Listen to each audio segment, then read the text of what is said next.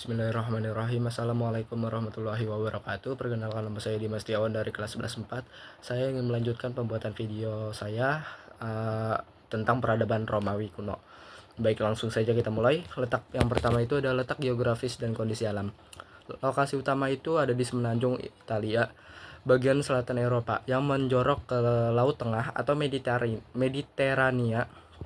Selanjutnya ada kota utama berada di Roma, terletak di tepi sungai Tiber. Kondisi alamnya itu dikelilingi laut di 3 sisi. Yang pertama itu ada laut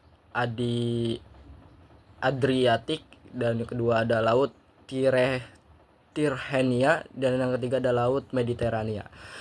Selanjutnya dilindungi oleh pegunungan Alpen di utara sebagai benteng alam dari inovasi Eropa Tengah. Selanjutnya ada tanah subur di lembah sungai dan dataran Latium, mendukung pertanian, gandum, anggur, dan juga zaitun. Dampak geografis, posisi strategis untuk perdagangan dan ekspansi militer di Laut Tengah. Tidak terisolasi seperti Mesir atau Cina, sehingga mudah berinteraksi dan berasimilasi dengan peradaban lain, seperti peradaban Yunani, Etruska, dan juga Mesir. Selanjutnya yang kedua ada asal-usul dan perkembangan pemerintahan. Perkembangan politik Romawi terbagi menjadi 3 periode besar. Yang pertama itu ada masa kerajaan pada 753 hingga 509 sebelum Masehi. Didirikan oleh Romulus. Menurut legenda, saudara kembar Romulus dan Remus yang diasuh serigala. Pemerintahan berbentuk monarki, dipimpin oleh raja dari suku Latin dan Etruska. Raja berfungsi sebagai pemimpin politik, militer, dan juga agama. Setelah pemerintahan Raja Tarquinius Superbus yang lalim, rakyat menggulingkan monarki dan mendirikan republik. Yang kedua, masa republik pada tahun 509 hingga 27 sebelum Masehi. Sistem pemerintahan baru yang menolak kekuasaan tunggal. Struktur pemerintahannya itu yang pertama ada senat, lembaga tertinggi 300 orang bangsawan atau patrisius yang membuat kebijakan, keuangan, dan luar negeri.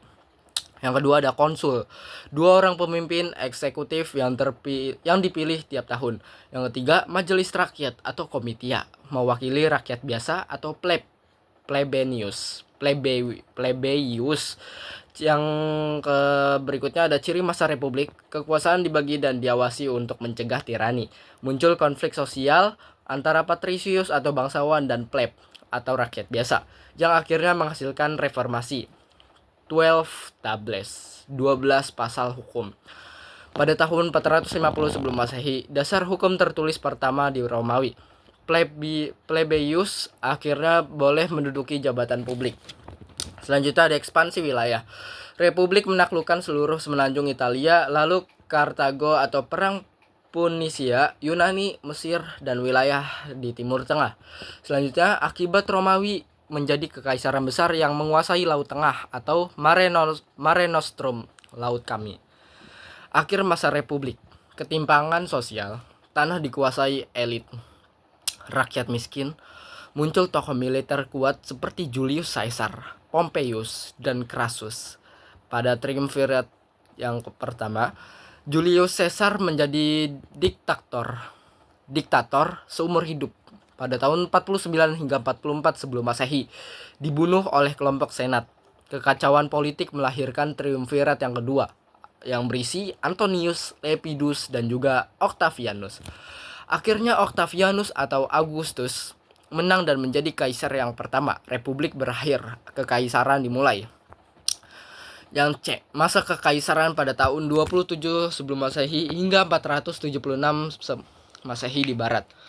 Awal kekaisaran itu Kaisaran Augustus atau Octavianus membangun stabilitas, reformasi administratif, pajak, dan angkatan bersenjata. Masa Pax Romana pada tahun 27 sebelum Masehi hingga 180 sebelum Masehi. Kurang lebih 200 tahun kedamaian, ketidakmakmuran, dan kemajuan luar biasa. Ciri kekaisarannya itu kekuasaan absolut di tangan kaisar. Birokrasi yang luas, gubernur di setiap provinsi, pajak teratur, jalan raya dibangun untuk mobilisasi tentara. Romawi menjadi negara multietnis dan kosmopolitan mencakup Eropa, Afrika Utara hingga Asia Barat. Kejayaan Romawi, puncak kejayaan di bawah Kaisar Trajanus pada tahun 98 hingga 117 sebelum pada tahun 98 hingga 117 Masehi. Wilayah terluas dari Inggris sampai Mesopotamia. Yang kedua ada Kaisar Hadrianus pada 117 hingga 138 Masehi, memperkuat pertahanan atau tembok Hadrian di Inggris. Kaisar Marcus Aurelius 161 hingga 180 Masehi. Puncak kejayaan budaya dan filsafat Raja Filsuf. Kemunduran dan kejatuhan. Setelah abad ke-3 Masehi, terjadi krisis politik antara perang saudara, inflasi, dan juga wabah. Kekaisaran dibagi dua, yaitu yang pertama kayak Romawi Barat atau Roma, yang kedua ada Romawi Timur atau Bizantium atau Konstantinopel. Tahun 476 Masehi, Romawi Barat runtuh di serbu bangsa Jerman atau yang biasa disebut Visigoth dan Ostrogoth. Romawi Timur bertahan sampai 1453 Masehi, jatuh ke Turki Utsmani. Yang ketiga, sistem politik dan hukum. Sistem pemerintahan itu dikenal sangat terorganisir dan sistematis. Penguasa dilengkapi dengan birokrasi yang kuat, pejabat sipil dan militer profesional. Hukum Romawi, salah satu warisan terbesar peradaban ini adalah Corpus Juris Civilis. Kumpulan hukum sivil yang dikodifikasikan oleh Kaisar Justinianus dan di Bizantium menjadi dasar hukum modern Eropa. Prinsip hukum Romawi, setiap orang dianggap tidak bersalah sampai terbukti bersalah. Hukum berlaku sama bagi semua warga negara. Keputusan hakim harus berdasarkan bukti dan peraturan. Sistem hukum Romawi masih menjadi pondasi hukum internasional dan hukum perdata modern hingga kini. Yang keempat, kehidupan sosial dan masyarakat. Struktur sosial, patrisius, bangsawan kaya, pemilik tanah, pejabat tinggi. Yang kedua ada pleb, yaitu rakyat biasa, petani, pedagang, dan pengrajin. Yang ketiga ada budak atau servus, tawanan perang, bekerja di ladang atau rumah. Yang keempat ada freedman atau budak yang dibebaskan. Bisa bekerja atau tetap di bawah warga penuh. Ciri-ciri kehidupan sosialnya itu sangat patriarkal. Laki-laki memegang kekuasaan penuh dalam keluarga atau pater familias. Wanita memiliki hak terbatas meski sebagian bisa berpendidikan tinggi dan terlibat dalam bisnis. Ya, hiburannya itu pertunjukan gladiator di Colosseum, balapan kereta di Circus Maximus, teater, pemandian umum atau thermae, dan festival keagamaan. Yang kelima ada ekonomi. Pertanian menjadi dasar ekonomi atau tanah pertanian luas yang dikerjakan oleh budak. Perdagangan berkembang pesat dengan sistem transportasi darat, jalan batu Romawi, dan laut. Mata uangnya itu ada denarius atau perak. Romawi mengimpor rempah, kain sutra, dan logam dari Asia melalui jalan sutra dan juga termasuk Cina. Sistem pajak dan logistik sangat maju, menopang kekuasaan militer besar. Selanjutnya yang keenam ada kehidupan budaya dan ilmu pengetahuan, arsitektur dan teknik. Romawi sangat dikenal dengan teknologi bangunan, jalanan raya atau via appia sepanjang ribuan kilometer. Yang kedua ada saluran air atau akueduk untuk pasokan air ke kota. Yang ketiga ada kubah dan lengkungan, arch dan dome pada bangunan seperti Colosseum dan Pantheon. Yang keempat ada teknik beton Romawi.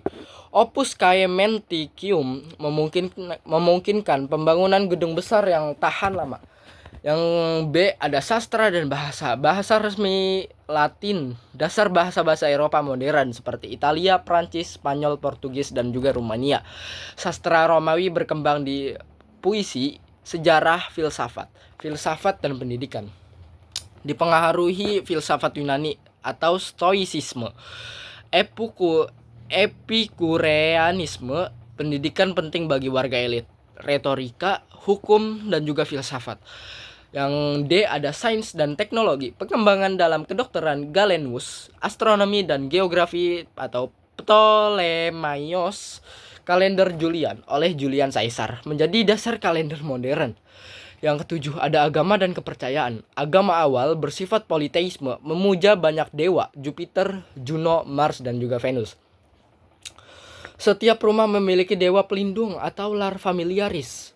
Pengaruh Yunani. Banyak dewa Romawi yang disamakan dengan dewa Yunani atau Zeus dengan Jupiter, Aphrodite dengan Venus. Perkembangan Kristen. Awalnya Kristen dianggap berbahaya karena menolak memuja dewa-dewa negara. Penganiayaan terhadap umat Kristen terjadi di masa awal Kekaisaran. Pada tahun 313 Masehi, Kekaisaran Konstantinus Agung mengeluarkan Edik Miliano yang melegalkan agama Kristen. Akhirnya pada tahun 380 Masehi, Kaisar Theodosius menjadikan Kristen sebagai agama resmi Kekaisaran Romawi. Yang kedelapan ada militer dan ekspansi wilayah. Tentara Romawi dikenal disiplin, terlatih, dan juga profesional. Satuan dasar, legiun sekitar 5.000 tentara. Mereka membangun jalan, jembatan, dan benteng di wilayah jajahannya. Ekspansi menghasilkan penyebaran budaya Romawi, bahasa, hukum, dan juga teknologi. Yang kesembilan ada peninggalan pentingnya. Yang pertama itu ada Colosseum, arena gladiator. Kedua, Forum Romanum, pusat kehidupan politik dan ekonomi. Yang ketiga ada Pantheon, kuil semua dewa dengan kubah besar. Yang keempat ada Aqueduct, saluran air monumental. Yang kelima ada Jalan Raya Romawi, sistem transportasi yang efisien dan tahan lama. Yang keenam ada Korpus Hukum Romawi, dasar hukum modern. Yang ke-10 menjatuhkan kemunduran dan kejatuhan Kekaisaran Romawi Barat. Faktor internalnya itu yang pertama ada krisis ekonomi, inflasi, pajak tinggi, budak berkurang. Yang kedua ada kelemahan politik, sering ganti kaisar, korupsi, perebutan kekuasaan. Kelemahan militer, moral tentara menurun, banyak tentara bayaran barbar. Yang keempat ada dekadensi moral, gaya hidup mewah, menurunnya disiplin. Faktor eksternalnya itu yang pertama ada serangan bangsa barbar, persaingan dengan Kekaisaran Timur, pembagian wilayah oleh Kaisar Theodosius. Akhirnya tahun 476 Masehi, Romawi Barat resmi jatuh ketika Odoaker atau Raja Jerman menggulingkan kaisaran terakhir atau Romulus Augustulus. Yang ke-11, warisan dan pengaruh peradaban Romawi. Sistem hukum Romawi, dasar hukum modern Eropa, Indonesia, dan juga internasional.